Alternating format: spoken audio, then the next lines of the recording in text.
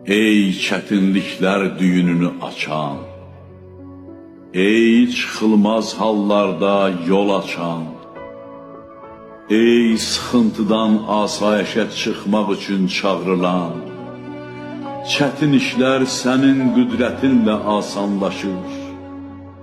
Həyatın davam etməsi üçün lazım olan səbəblər və vasitələr sənin lütfünlə yaranır.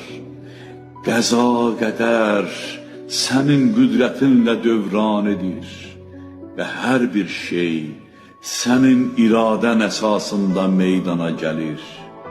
Bəs yalnız sənsən ki, bir hökm vermədən hər bir şey sənə itaət edir. Yalnız sənsən ki, bir işi qadağan etmədən və təkcə iradə etməyində hər bir şey işdən düşür.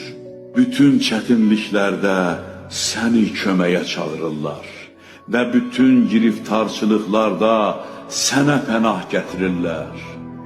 Sən bəlanı uzaqlaşdırmasan, heç bir bəla bizdən uzaqlaşmaz və sən çətinlikləri həll etmədən heç bir çətinlik aradan qalxmaz.